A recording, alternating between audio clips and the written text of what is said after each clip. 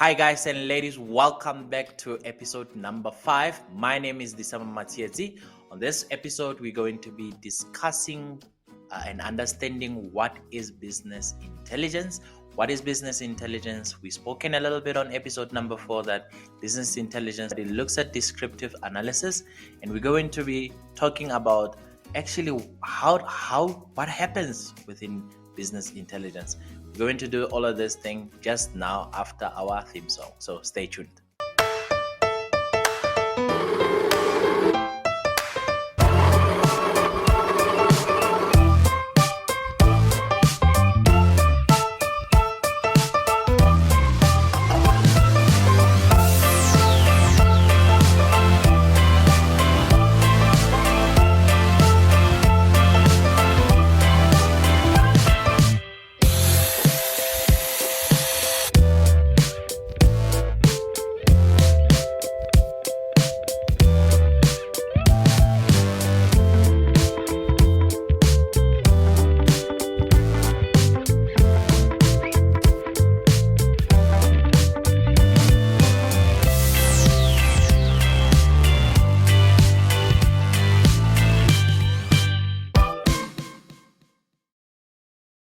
So understanding business intelligence help us demystify and differentiate between what is business intelligence and what is data science. I know a big buzz is around data science, but I think as far as I'm concerned, understanding business intelligence, BI, which that's where most of the analysts are sitting in that are dealing with data, can actually help us demystify it quite nicely. I know in the last one we spoke about how BI is quite suited for descriptive analysis. Just to recap, we said descriptive analysis help us understand the who, where, when, how many, and what has happened in the past. And that is why we are looking at, because we're talking about what happened in the past, not what's going to happen in the future, and is helping us understand what's happening in the past, as well as doing diagnostic analysis to understand really how does it happen. Business intelligence is actually quite good for it. I think it was back when I joined finance department back in 2008 that I started seeing the reliance on what was back then finance MIS, or management information systems, which we had a little bit of a team that was giving us MIS to help us do the cost reports, to say at the end of the month this is how much cost came in, this is how much we could do, and they help us do management reports. And it was at that time that I actually quite got introduced to the love for MIS. And then later on, I understood how business intelligence actually helps MIS becomes much better. The whole point about this is to help organizations make better decisions. We're just not sitting there for the fun of it, but it has to do with better decision making. And me sitting in finance, we wanted to find out best ways of taking the financial decisions to the executive department, which was our Menko team, to say the best way for you to know the finances of the whole department, of the whole business unit, is this way. And the quicker we could give out the finances, the better they could start with their decision making, and the quicker they could start with the decision making. But before we just talk about me and my love for descriptive analysis, let's start by defining what is business intelligence. So business intelligence could be defined as a practice of turning data into actionable insights. So we go into data and we turn that data into actionable insight. And remember, we're looking at data that is in the past. So we're looking at descriptive data and we make that into actionable insights to help us make decisions about the future.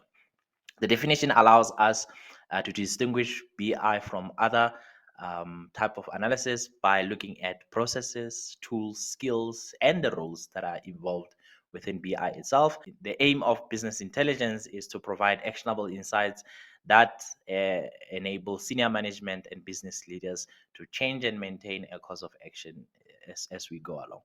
And business intelligence works hand in hand with senior managers and business executive.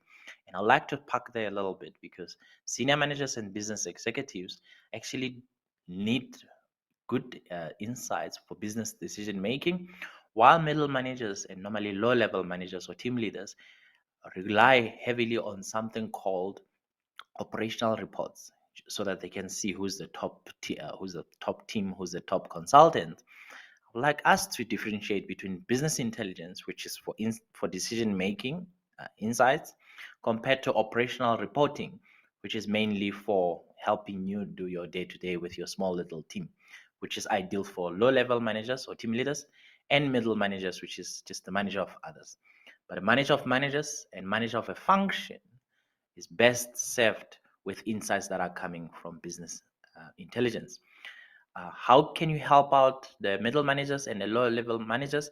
You help them by getting somebody else who can help them with machine learning techniques, such as robotic process automation. So RPA could be very well suited to send out reports for middle managers as well as team leaders. Second thing, if we're moving on to the skills that are required for one to become a good business analyst, there are four different skills that I'm actually looking at. And you remember, mostly we've spoken about all of the skills fall under the umbrella of statistics and analysis. But if we're looking at it, the first one, if I'm breaking it down into smaller components, is basic statistics. This is descriptive statistics, the mean, the average, the mode, the max and the mean, all of those descriptive statistics. Just knowing basic statistics, not advanced statistics, just basic statistics is a good skill for you to start with business intelligence. The second one is data transformation. If you can be able to transform data from one form to another, we know we're talking about something called ETL, extract, transform, and load type of data. We'll talk about that one a bit later. The third one is talking about data visualization. If we can be able to take whatever data and then do it in the form of graphs or in the form of whatever way that we can see the data itself in a nice summarized format to create a nice story that can actually, it's a good skill that you can have as a business intelligence analyst. And the fourth one is business knowledge. And you must remember, when we're talking about business knowledge, I'm not looking at domain knowledge. Domain knowledge is what's required for a data scientist. And to split the difference between business knowledge and domain knowledge, you can do it this way. Domain knowledge is when we're talking about the industry, like an insurance industry. So you know exactly what all these companies are doing in the industry. Business knowledge talks about knowing exactly what that particular company is doing. So that's the difference between the two. You don't have to have domain knowledge. Just having a business knowledge to say, I know who can give me this data. I know where do they sit. I know how quick can I get there. It makes you a very, very good candidate of business intelligence. So in that way, you can be able to help people grow much quicker, and you would know exactly what they are looking for. And that's exactly what we used to do when I was in finance. Most of our things were relying sitting on, can we see the head count by transformational goals? If you are not in South Africa, we have goals where we are trying to put women in power. We put non-whites in power, where we try to see the positions that they are occupying. So in so doing, that is actually a quite huge transformation, is quite huge for business decision makers to know how far are we going towards it. So it's those type of questions that we will be asked, as well as all finance people know about variance analysis. You have your actuals coming through, you have your forecast coming through. You want to know not just how much are you, what is the variance between the two, but also which area is contributing and which line item is contributing the most to the variance. And now ask the financial officers to investigate what could be done so that by tomorrow we can be in a better space. Third thing that we're going to be looking at is the BI roles and responsibilities. I'm especially looking at different roles that are within the business intelligence sphere, if I may call it. And this includes data engineers. It includes also data and business analysts, or data business or process analysts. I don't know what you want to call them. We're also talking about data visualization specialists, and as well as team leaders or senior managers that are within the data sphere. Said earlier on, the team leaders or the senior managers within the data department help us channel and answer the question. They take whatever insights that have been done, prepare them in a nice memo, and hand them over to executives so that they can read it nicely. Data visualization specialist helps with making sure that the graphs are very, very, very good to, in a short space, in a short or a minimal graph, you can actually answer the burning question. They are the specialists to show that take out complexity and make it simplified in a nice format so that the nice commentary could be written next to it. And they also help build dashboards. When we're talking about Power BI, Tableau, you're talking about any of those, they are the people that are actually sitting there and helping us with that. Data analysts on the other side, they help with data modeling and analysis.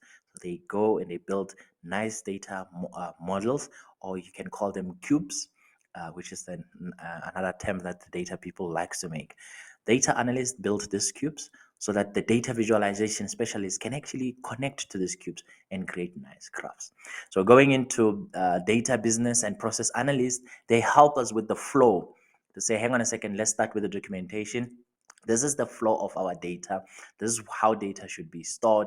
These are the rules of storing the data so that everybody else in the data team knows what a data dictionary looks like. So that's the very, very quite important of this business analyst and process analysts that are dealing with data. Because without them, everybody can actually start making up their own definitions. And before you know it, there's whole confusion where you have 5 definitions that could easily be compressed into one.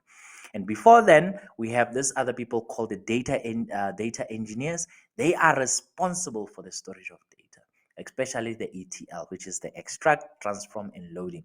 So they go over, they get the raw data. They're the best people that you can say, listen, we have files here. How do we make sure that we don't run out of physical storage space? They come over, they'll tell you the best way of scanning that information, whether you can use whatever type of scanner that could be converting all of that into information that could be stored as ones and zeros into the database, and what is the best way of storing that. So they take out all of that noise, making sure that it follows a certain procedure, but with the help of the business analyst and the process analyst that sits within the data space.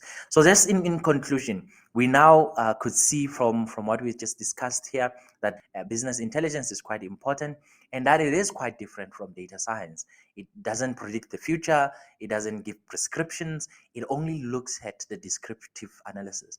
It looks at what do we have and how did we get there, and also help us with diagnostic analysis to help us understand what has gone wrong, why did we get here, and all those type of things, which is very, very quite important. This is why, as far as I'm concerned, hiring managers could tell by how you define your day-to-day whether you belong in data intelligence or not.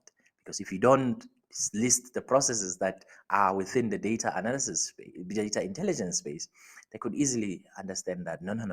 I think you are in data, but you're in a different type of data.